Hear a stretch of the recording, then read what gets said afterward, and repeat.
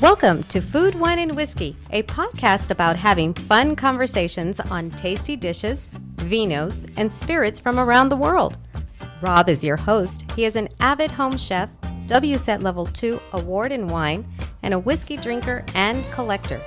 Time to set the table. Here's Rob. Hey everyone, welcome back to another episode, Food, Wine, and Whiskey. And let me just say, if you're not hungry as you're starting to listen to this, I'm going to bet by the end of it, you're going to be pretty hungry. So as you can see by today's title, we are talking foods of Italy. And my guest back on the show is John Fodera. He is the founder, editor-in-chief of the online publication of TuscanVines.com. Been an Italian wine journalist for a very long time, been writing about wine since 1995. Started the online publication TuscanVines.com 2010. He's traveled extensively throughout Italy. He's had his writings featured in Somm Journal, Wine Buyer's Guide, Wine360.com, and others. John, welcome back to the show.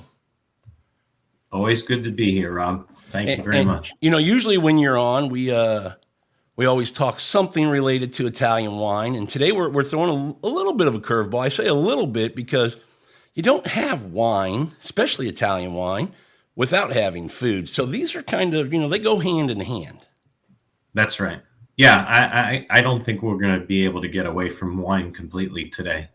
Yeah, not at all. Now we might throw in some wine things that you might enjoy with some of these foods, and like the foods, the wines are probably going to be regional. So to that point, we're going to go through. It's funny, John. You think about where we live in the United States, and I think this is true in most countries. So it's no surprise here. As you travel through a country, food and drink is very regional. That's a very common theme amongst the globe. And it doesn't really matter what country you go to, and Italy's no exception. They have 20 regions, and for those of us in the States, think of them like a state. And each one of them is unique to what they like to eat, the types of ingredients that they use to make their food, and the wines that accompany those foods. Yeah, it is unique, and it's I would say, if Italy is 20 countries, remember they only unified their provinces more recently than the United States. They're younger than we are in that sense. So they're kind of all still feeling their way around, and it is very regional and very prideful, if you will, about, what they do and how they do it. Yeah, and what's going to be fun today, I've been exploring Italy. It's just become my favorite country for wine specifically, but as you get into the wine, you start eating the foods that go with them. The foods as well. And you tell me if I'm wrong, John, but I kind of have this thought, this opinion that, a lot of times when we talk about the great wine countries of the world, Italy and France come up, first, I think, in most people's minds, and rightfully so. But when I think about France, I think it's very sophisticated. It's very elegant. It's very, not that it's not good food, it's great food, but it's presentation and technique and all these really fine things that they're doing with their food, which is all well and good. And I like that. But I really connect with Italian food because to me, this is grandma's cooking. This is the blue collar workers type food. These are simple ingredients, a few ingredients that make a delicious dish. I mean, it's not meant to wow you with presentation, although there can be some fantastic presentation of Italian food. But it's absolutely going to blow you away with the flavors that you get in these dishes from around the regions of Italy.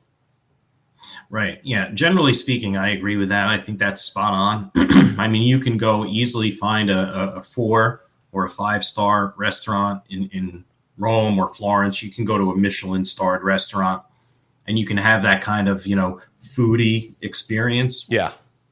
But if you're in the countryside, chances are, and it doesn't matter whether it's Tuscany or Umbria or Le Marche or Abruzzo, Sicily, it doesn't matter. You're going to get, you're going to eat what they're growing there, and that's going to be, they're going to grow the semolina for the pasta. They're going to have their own tomatoes. They're going to have their own style of wine. And if they don't have it, you're not going to eat it. It's very different. When we're here in the United States, it's very easy, in the middle of winter, to go to the grocery store and find a cantaloupe, or find, the only thing I've ever found in Italy that year round that wasn't grown there is when I found banana and pineapples. Oh, really? So those they will get in. But everything is still very seasonal there, so if you're there in the summer, you're not going to see lots of cabbages, or you're not going to see, broccoli rabe or anything like that, because it's a winter vegetable. Yeah. And that's not what they have. And so they don't ship, broccoli rabe into New Jersey from California in the middle of February. It just doesn't work that way. Do Italians can? Do they can vegetables and put them away? Oh, I don't know about can. I mean, definitely in the grocery store, I think you could probably find canned vegetables, although I've never actually looked for them. I think home Italians what they probably do is jar. Okay, yeah, that's what I mean, jar canning, yeah. Not, mm-hmm. Yeah. Yeah, definitely. Okay, I figured, and they put it away in a little cellar, and that way they have a stock through the winter to make some of the dishes. Yeah, okay. Yeah, I mean, they can do that with whatever vegetables they'll have maybe at the end of a season of the growing. So as summer or turns into late September, and the fall vegetables start to come out, they'll clean out the garden, and then maybe they replant it with cabbages and broccoli and garlic and kale and things like that. Yeah. And they will, whatever is left over, they may pickle them. You see a lot of pickled zucchini, pickled carrots, onions, things like that. Yeah, and one of the reasons I wanted to do this show with you today, John, is kind of like wine. I always say, great wine regions usually have one wine that takes you to that region. Burgundy could be Pinot Noir, or Loire Valley could be Cab Franc. But once you get into that region, you start to figure out, well, hey, that's not the only great wine that's made here. It's the one that it's known for, but there's some other great things in this area.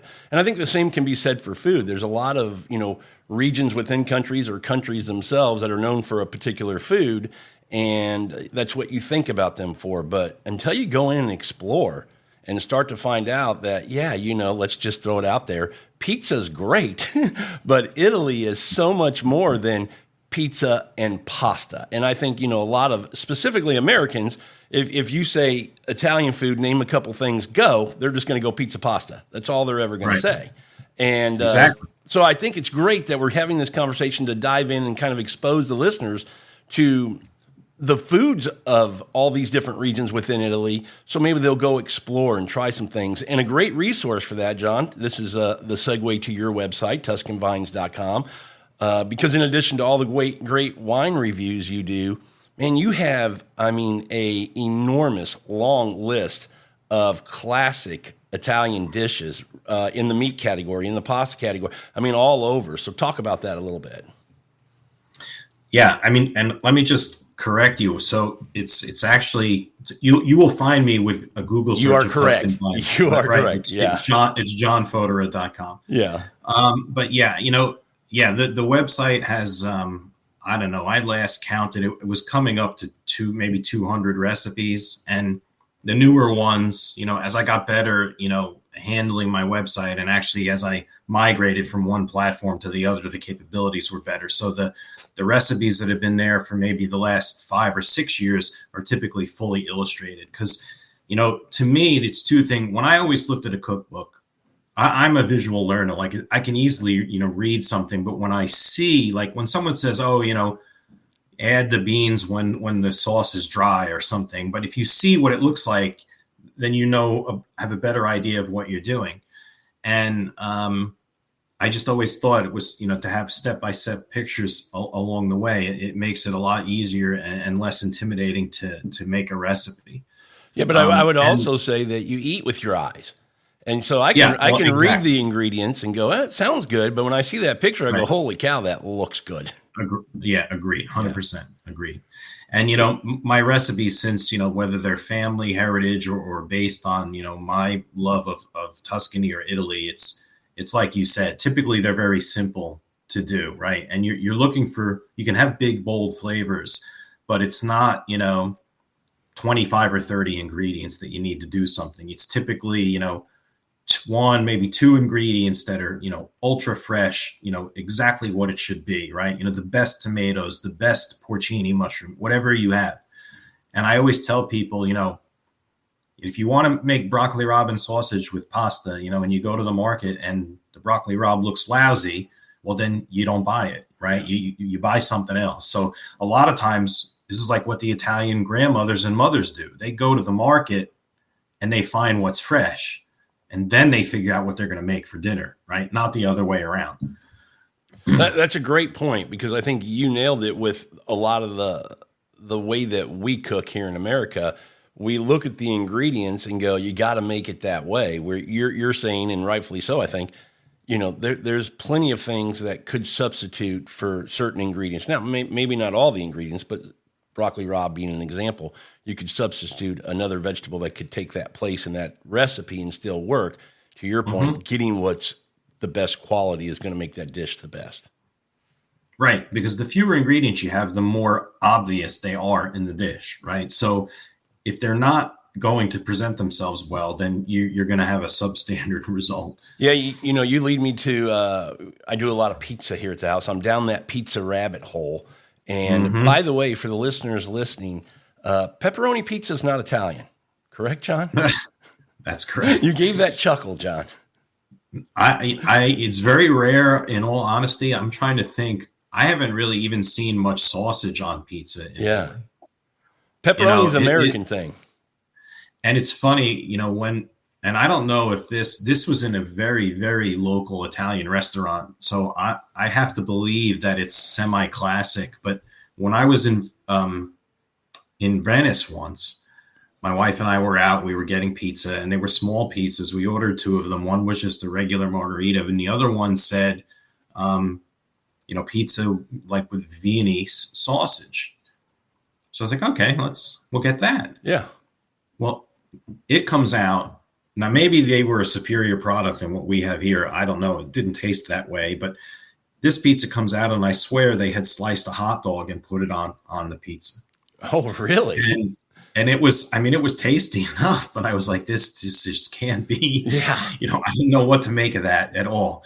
But we were drinking beer, and it was great. Yeah. So. And I was getting to, I just had to throw that out there about pepperoni, because I think a lot of folks think that pepperoni pizza is an Italian thing. Pizza is, but the pepperoni on the pizza is not an Italian thing. That's an American thing. No. But to your point about, simple ingredients and, a few ingredients so they can shine, when I have guests over, like I said, I'm down that pizza rabbit hole, and I'll ask folks, what kind of pizza would you like? And when I get that person that says, can I get a supreme? Put a little bit on of every ingredient you got. And I'm going, what are you going to taste with that? So to your point, to me, pizzas, I kind of have that same rule. It's, cheese and sauce, and then 2, maybe 3 more ingredients. And that's it. Anything more than that, you're just kind of confusing your palate. Well, that's the American thing, right? I mean, the meat lovers, or the ultimate veggie and the stuffed crust. Yeah. The Italians would, become nauseous looking at that, Yeah.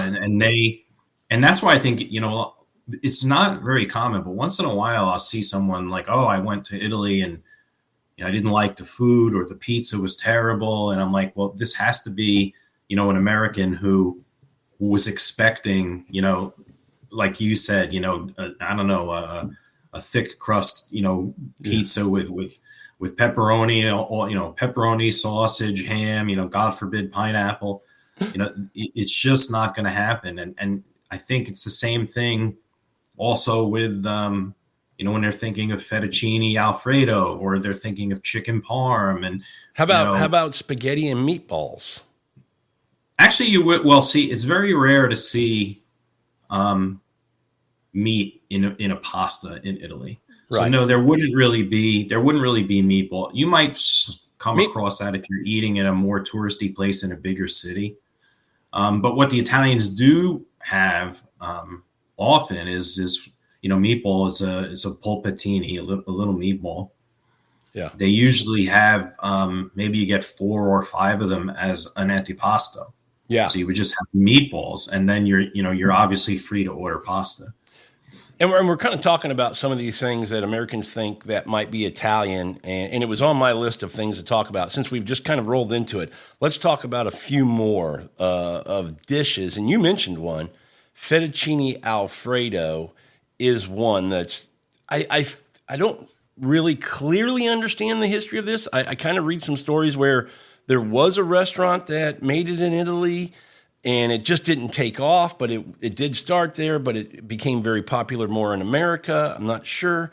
But I will say on the topic of that, no, we'll kind of lump carbonara in there as well, only because in America, we ruined that dish by putting cream in it, and same with fettuccine, putting cream in it. And but anyway, I wanted to talk about those two dishes not being Italian dishes. They're variations of an Italian dish that Americans have made. Right. I have never once seen fettuccine Alfredo in Italy. The story, the legend, if you will, and I don't know if it's right or not. I think it was, someone named Alfredo who was in a Roman restaurant. I think it was actually in a hotel is the story, that he came up with this somehow, whether it was to please an American guest or whatever it was. But so some people think it has origins in Italy, and maybe it does, but it clearly is not popular there, and I've spoken to Italians in the two dishes, and I'm not going to get down a tangent here, but fettuccine Alfredo and chicken parm. I have friends here in the U.S. that are Italian, literally off the boat, and they don't even know, to a man, they didn't even know what chicken parm was till I told them. Yeah. They're like, what is this chicken parm? And so I told them, it's, a chicken cutlet with tomato sauce and melted mozzarella on it. And they were like looking at me like I had 4 heads, and they're like, no, gross. Why would you do that? Yeah. And it's very rare in Italy to use cream in a pasta. Yeah. And to carbonara, I mean, then we're getting into the classic, uber classic Roman pasta dishes. Yeah, let's do that. But before we do, because that'll segue to your point, no cream in pasta, and that's where they mess up. Well, I don't want to say that's where they change carbonara to being an Americanized dish. I call it messing up just because the classic version, making it that way, I mean, if you ever do, and you should do it, when you do it, you're going to realize, what we get at a restaurant in America, that version of carbonara is not carbonara. The other one I wanted to throw out there, chicken parmesan was on my list, but also baked ziti. Pasta, they would never call it that, right? It'd be pasta al forno, pasta baked. And so, yes, that you could see. And again, what wacky regionalities in there. There's a restaurant in Manhattan where I go to all the time. The owner is a friend of mine, and he is from Salerno, in Campania. And he does a pasta al forno. And there's a little bit of ground beef in there with the pasta and the cheese and the sauce. But what he puts in it is sliced hard-boiled egg. Oh, really? And that is a Salerno thing. So you would never see that in Milan or in Rome. That's just a Southern thing, and probably has its origins in the South. They were peasants, they were poor, so they didn't have the money for meat. So it's another way to get protein into the dish. And they obviously would have chickens. So rather than eat the chickens, they would use the eggs. And so wherever they can sneak in some protein, they do it. And that's where it comes from. Yeah, it makes sense to eat the eggs and not the chicken, because you eat the chicken, you stop getting eggs. That's right. You eat the eggs, you can get eggs the next day again. That's right. That's a great point. Well, let's now shift to your point of let's start in Rome, and I know that's kind of the middle of Italy, but I think when people talk about going to Italy and visiting Italy, I think they start in Rome. Obviously that's where all the tourism is, and a big part of the Italian history when we talk about the Romans back in the day, the Colosseum and things like that. So you kind of touched on it, John, starting to the classic pastas of Rome. There's 4 of them. And I think, one thing listeners might be surprised about, one of these have tomato sauce in it, but tomatoes aren't indigenous to Italy. You know, when people think pastas, if they go do some research and things, they're going to find that a lot of pasta dishes, there's not tomatoes in these pastas. Right. So right. four pastas of Rome, what are they? Right. So every one of them, I believe there's recipe on my website. So they're basically the exact same dish, right? The first one we'll start with just is amatriciana. Then you have carbonara, cacio e pepe, and alla gricia. So what is that? Okay, so the first one is with tomato. Amatriciana has 4 ingredients, I guess we'll say. It's tomato, guanciale, which is the cured pig of the cheek. Guancia means pillow in Italian. So it's like the pillowy, mostly fat from the cheek of the pig. Black pepper, and usually pecorino cheese to present the dish. So what you do is now, what did I say? No olive oil, right? So no onion. Although some people do put onion, but what about really garlic in Italian pasta? No garlic in these. No, garlic is a Southern Italian thing. Yeah. Yeah, and garlic, the Italians, you wouldn't even see garlic in Tuscany really, except for one exception. So the Italians tend to if it's a generalization, right? Garlic is for seafood, onions is for stuff that comes from the land.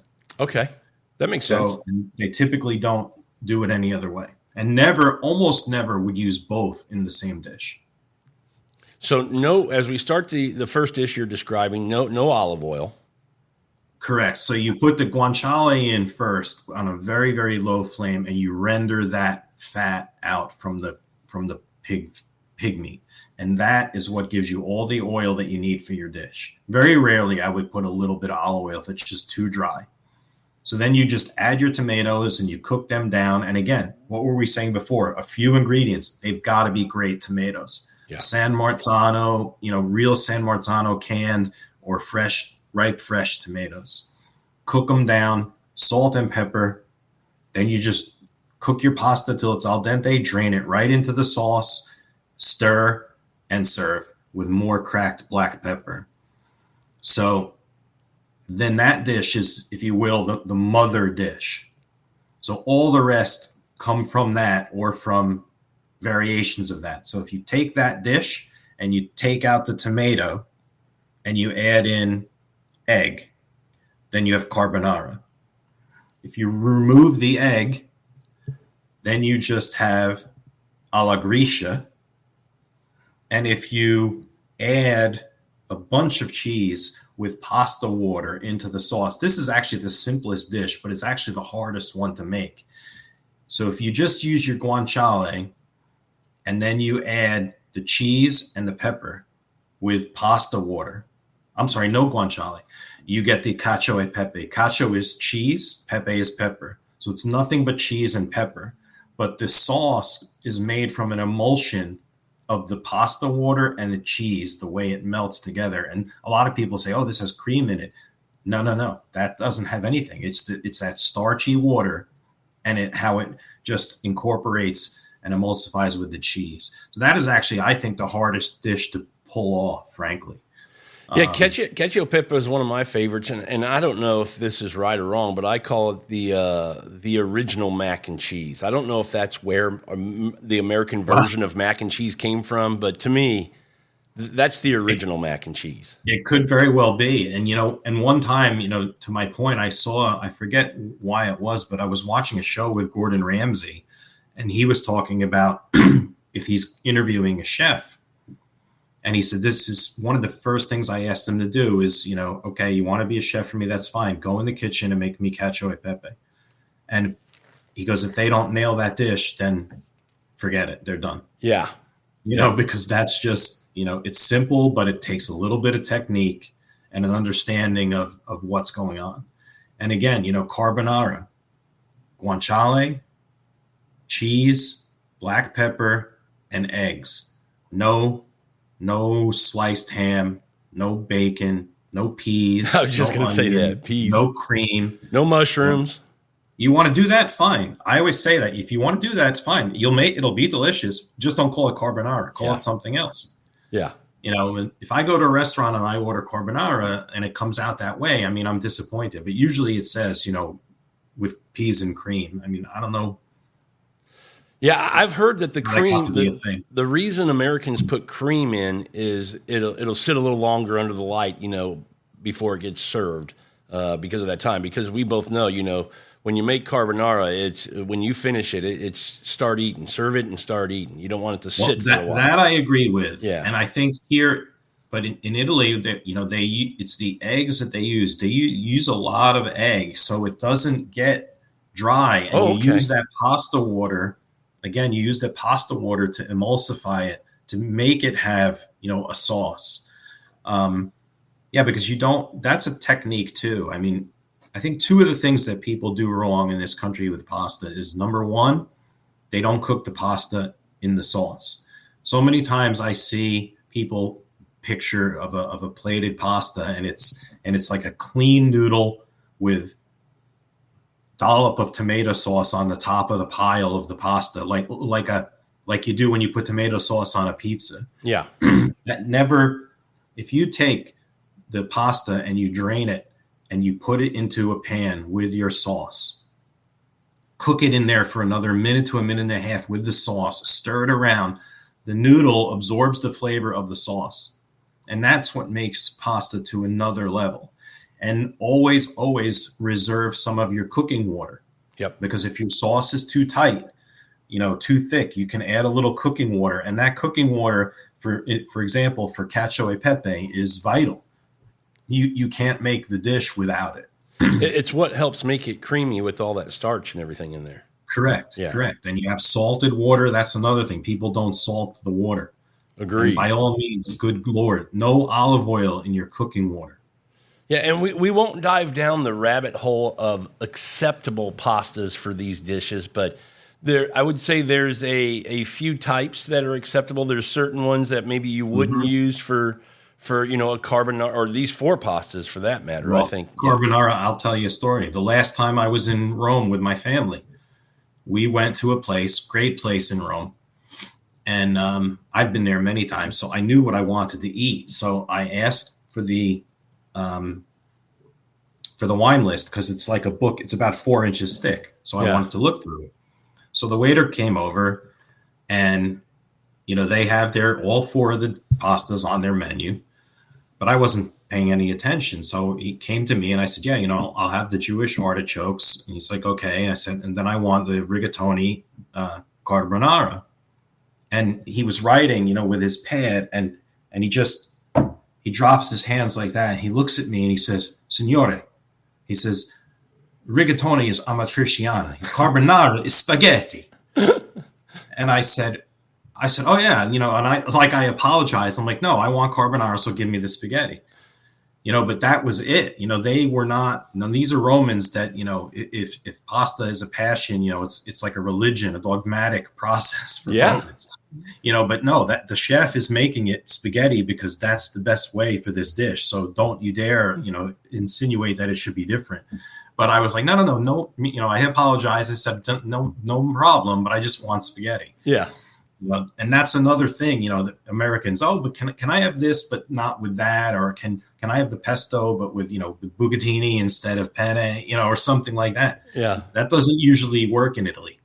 And to me, here's what I would also say, John. I think, a lot of the dishes that we have, Italian or other dishes that have been, I'll call it Americanized, were done so years ago to kind of appease the palate of an American, And I think in the last 10 years, maybe a little bit longer, Americans now want to know everything, and they want to explore everything about what they're eating and drinking, whether wine, where does it come from? How do they make it? What are the grapes? Food, hey, that steak, is it grass fed? Is it, how is it Wagyu? Where did it pasture? All this kind of stuff. So I think we're very open now, more so than ever, to exploring what are the authentic types of flavors from a particular country. And I think Italy's one of those that they're getting more into trying the authentic types of foods from these regions. And one of the other big continents I would say is Asia. I think, the Chinese food that we want to eat today is way different than what we ate 20 years ago, because we don't want just sweet and sour pork and sweet and sour chicken. Now we want the garlic spicy eggplant and the dishes that they really, like to eat. So I think that's a big part of it today, is that people are more open to trying things that are a good representation of what authentic foods are from these countries. Yeah, no, it's true. And I mean, and as intertwined as they are, like you said, tomatoes were not originally from Italy. The story of carbonara, again, it's hard to pin it down, but the thought was this was a dish that emerged shortly after the United States Army in World War II had started to liberate Rome. So the soldiers were there and they were hungry, and somebody realized, because carbonara essentially, even though you have the guanciale, which is key to the dish, but it's kind of like bacon and eggs, right? So someone said, hey, we'll make these American soldiers, they're hungry, we'll make them pasta, we'll make them bacon and eggs. And, the folklore is that that's how the dish was originated. Now, whether that's true or not, I don't know. But yeah, you're completely right. Another example is your pepperoni pizza, right? So, where did the Italian Americans come from, right? They were mostly poor immigrants that were emigrating from the south of Italy, Sicily, Abruzzo, Calabria, Puglia. So in Calabria, they have a hot, spicy sausage called induja, and it's hotter than American pepperoni. We see that on pastas and on sausages there in that region all the time. So I guarantee you that was, the morphing into a spicy pepperoni for pizza here. Very similar story. Yeah, and when people hear you say Calabria and they think, well, I've heard of a Calabrian chili, that's what it is. That's where it comes from. A lot of people don't associate spice with Italy, but that's an Italian chili. That's right, and they can be viciously hot if they're fresh. Yeah. So going from Rome, we kind of started right there in the heart of Italy, where tourists might go for that first trip. And I do want to say, in Rome, you can also get great pizza. Pizza's a thing there. Definitely. I think would it be fair to say, John, pizza or a version of, whether it's a flatbread or some type of pizza, is in all the regions, or is that more central to south that it's there? I mean, I've had the best pizza that I've had from Tuscany on south. I think when I was in Venice, like I mentioned, that pizza was okay, but not nearly as good as what we had, further south. Yeah.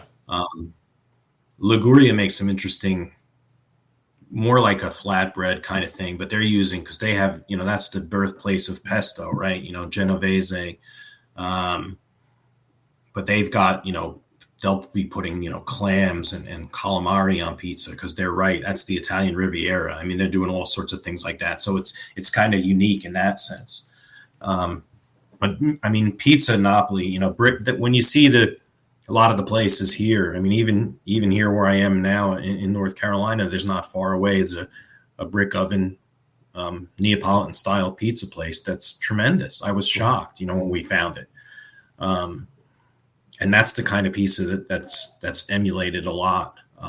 But I mean, it's thin crust, you can eat the whole thing and not feel like you've had, a lead balloon in your gut from all the carbs, because the pizza is, I mean, it's probably 1/8 of an inch thick, the crust, and that's again why you don't have those vegetable or meat lovers, garbage pies, because it would just collapse. This is, again, it is the buffalo mozzarella. It is San Marzano tomato. It is the best fresh basil, the freshest ingredients, and that's it. And how you make your pizzas in your oven there. I mean, they cook in 90 seconds. Yeah. And the key component for not feeling heavy and just bloated with pizza is how you do your dough. Making sure that you ferment it right and let it take the time, days, to get to a place where it's ready to go, because that's what makes it less dense and lighter and airier. And the other thing is just a lot of hydration. When you put more water in your dough and you're able to do that like in a Neapolitan style pizza, water's not going to be as heavy as just dense dough that you're putting in your belly. So a lot of folks will go, I don't understand in Italy how folks will eat a 14-inch pizza by themselves. Well, that's one of the big reasons on how they do that. The dough is just not that heavy. And to me, and the toppings are not that, glutinous. and when I do a pizza night, John, that's what I like to do. The whole point of a pizza night is, you could order call it a pepperoni pizza, and you're eating that same slice, 3 or 4 times to get 3 or 4 slices. I would rather cook 12-inch pizzas, have a smaller slice, and have 6 of them with different toppings and flavors to kind of have this experience of pizza night more than just eating one pie, 3 or 4 slices of that pie. Mm-hmm. Yeah. Mm-hmm. That's what makes it fun for me. Well, you want to go north and start up there and work our way down? So in the northern kind of regions of Spain, of Italy, I think some people might be surprised to know that not a lot of pastas up there. Now you're going to start to get into risottos and polentas. And some people might be surprised to know that steak is a pretty big thing up there. Meats are a big thing up there. And I think a lot of folks that think Italian food, I don't think steak would be a top 5 thing that they would think of. No, I mean, you know what? I think that's probably true. I mean, the biggest thing I think of what you said, there's like an invisible line, if you imagine, that crosses the boot of Italy. So it would probably be a little bit north of where the province of Tuscany ends. So south of that line, you have pastas, and you have your fat of choice is olive oil. Above that line, north of that line, there's almost no olive oil used in cooking. It's butter. And then you have, as you said, you have more steak. I mean, Tuscany has their Fiorentina steak, world famous. That's kind of like the kickoff point for me. As you go further north, you see more and more of that, especially around, Bologna and Milan. I mean, Bologna is, the fat city, right? I mean, that's the nickname. Everything there is butter and lardo and cream and, mortadella. And that's where Parmigiano Reggiano is from. And so they have all of that very, rich cuisine. And you kind of get the demographics there from Tuscany north, right? The Tuscans were very, rich. They were royal. They were aristocratic, right? And as you go up north, the same thing with the kings and the queens and the Normans. All the way down in the south of Italy, you had poor peasants, the working people out in the rural areas. So again, they don't have the meat. They use hard-boiled eggs, or they use their pastas might be with chickpeas or with beans or with some kale chopped up into it. Very, very poor. They call it cucina povera, right? The poor kitchen. In the north, they've got, like you said, they have in Venice, in Venezia, right? They have rice paddies everywhere. So they have the rice. And what do they make with the rice? The Milanese, saffron, right? Yeah. A very expensive ingredient.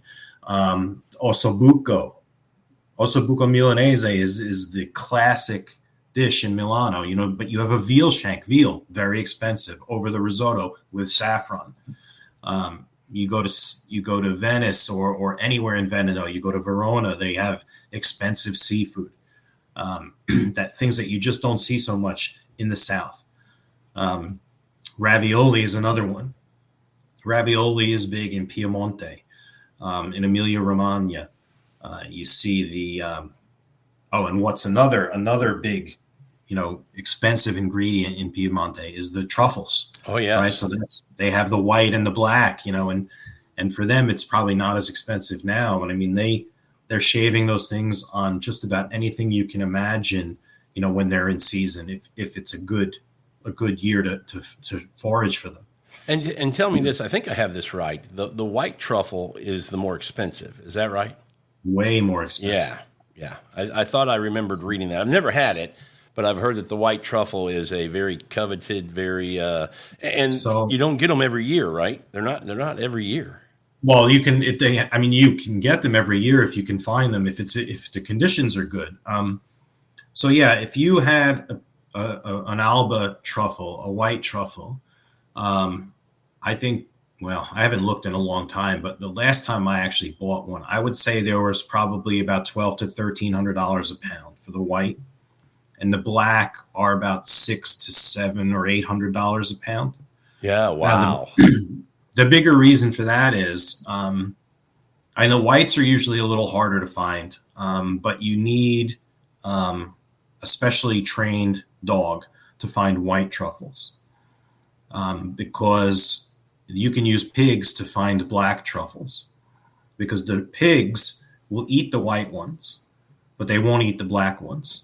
So they find the white ones with a dog that's specially trained to smell them out and then dig them up, and that's one of the reasons why they're more expensive. But the other thing I was going to mention is, one Christmas Eve, I splurged for a white truffle. I have a friend in Piedmont who sent me one.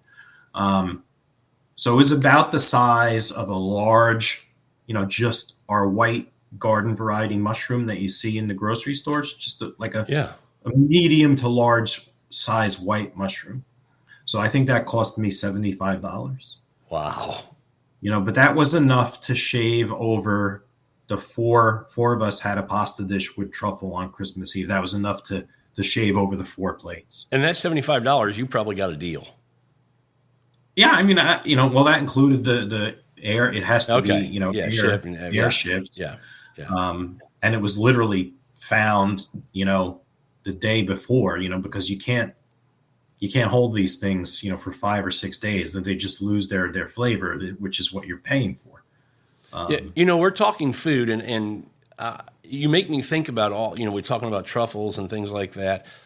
You make me think about a lot of things that come from Italy that are so good that people may not know about, and talking about truffles, you make me think about nuts, with almonds and pistachios and things like that as well, that Italy is just known for having some of the best nuts. And I'm getting a little off track there, but I just wanted to throw that out there. People who are listening to this, nuts are something else, pistachios particularly, on Mount Etna and things like that are just fantastic. Yeah, we'll see. Now you've taken a little plane from I north know. over to south. But you know what though? It's you're right. So there's a town in Sicily. It's called Bronte, and they are known. I don't know why, but they are known for having the best pistachios in the entire world. Yeah. So at Christmas time, again, my local Italian grocery, he gets in the panettone. Panettone, right? So he gets in, artisan panettone that are, $85 or $75. These are not the $8 ones you can get in a grocery store. Right. And they are covered with Bronte pistachios. And they have pistachio crema in the filling. And that is just something that is super special. If you've never had like a true a panettone that is not mass produced, it is a treat. Yeah, and just a teaser. John and I will come back on. People are hearing us talking about some foods, and Italy also known for desserts and pastries, bakery things. Another episode will be coming in the future on that topic. And pistachios, in ice cream, in desserts is a very popular thing. So that'll be covered on that dessert episode a little bit more in depth. But hopping back on the plane and going back up north, you mentioned ossobuco, and that's one of my favorite dishes. And I understand that veal shank can be tough to get depending on where you are. Here in Houston, I'm able to get it. We have some butchers that can get us some veal shank. Are the Italians okay if you used a beef shank instead? I don't know that I've ever seen that. I didn't know if shank was the key, having that bone with a little marrow, and if that was the key. Well, I think they would probably think the classic. They would probably just call that like they wouldn't call it ossobuco. They might call it like an arrosto, like a roast or something like that.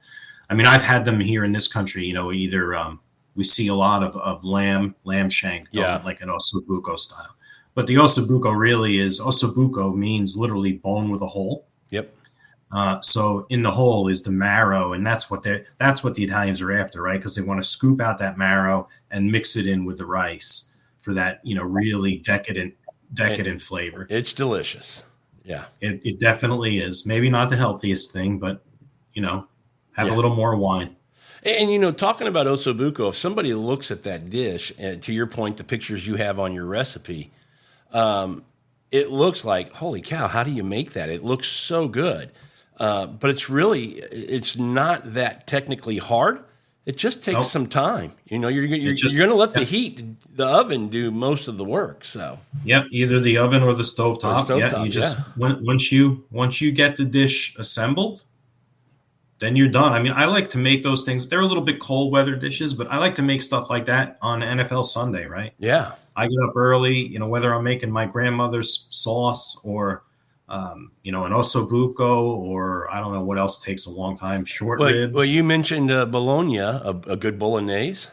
Bolognese, same thing. Yeah. I mean, that takes time to, you can see the pictures on my website of that dish. You can just tell the, what do you call it? The time lapse of that dish, where when it first starts out, it's almost like red, the meat and the tomato, it's red. And then it starts getting to orange. And then by the end, it's almost like a grayish, darkish, kind of burnt umber kind of color. Because again, very little tomato is used in bolognese. Yeah, I just use a tomato paste is really what I use. Yeah. And I do a red wine, not a white wine. I know there's different recipes that'll mention red or white, but and that is a recipe that calls for a splash of cream at the end. Well, I think the true bolognese is after you do your vegetables, the sofrito. Yep. You splash the red or white wine to deglaze that bottom of that pan. Then the meat comes in, and then they use either cream or milk. And that's what cooks the meat. So to me, it always kind of reminded me of the way Southerners might marinate like chicken in buttermilk. Oh, that's a great example. Before they make fried chicken. And then you keep that flame low until the meat just absorbs that milk, and then you put a little bit of tomato, and then you just let it cook down. And if the flame is low, it doesn't stick, and magic happens. Oh yeah. Well, and as you might add more beef broth or whatever as you cook this over hours, because I mean, you're just concentrating these flavors, and you want it to do that. You want it to cook down, add a little bit more cook down, because all you're doing is just building this depth of just an explosion of flavors that you're going to enjoy once it's done. That's right. And again, thinking back to the wealthier versus the poor. So what have you doing? First of all, in bolognese, it's almost all meat. By the way, do you have a combination of meats that you like? And I mean, I see some that, veal and beef, and I think, is it pork that are the traditional? Yeah. That's what I use. Beef, veal, and pork. Yeah. Okay. Yeah, but again, veal is expensive. It's all meat. They're using cream or milk. And then another ingredient, kind of like a nut, but spice, is the nutmeg. Yeah. Very expensive. So that is the key, secret hidden ingredient, but really gives it a full brightness of flavor, but very, very, very little, because that can be, that can just scream out. It'll be way overpowering, but it makes, I don't ever make a bolognese without using the nutmeg. Let me ask you this. Is there a pasta is it pappardelle that is the traditional, or which one is the traditional pasta with a bolognese? For bolognese, there's a guy, one of my followers on Twitter, who lives over in Italy, and he swears by that it's spaghetti. Oh, you know what I like? I like fusilli. Fusilli. How do you say that? Yeah, fusilli. Yeah, I mean, I use if I'm making bolognese, I typically use rigatoni. Okay. Because you have the long hole in it. The meat gets up in there. That sauce in there and holding it. Yeah. That's why I use the fusilli. I like it to get kind of caught up in those spirals Yeah. and just hold In that the sauce. corkscrew. Yeah. Yeah. It's the same thing. Yeah. Yep. Hey everyone, that's going to be it for part 1 of the Foods of Italy. We appreciate you all listening. We hope you come back and finish up the conversation with me and John next week for part 2. But until then, thanks so much for listening to this episode of Food, Wine, and Whiskey. And until our next episode, enjoy your next pour.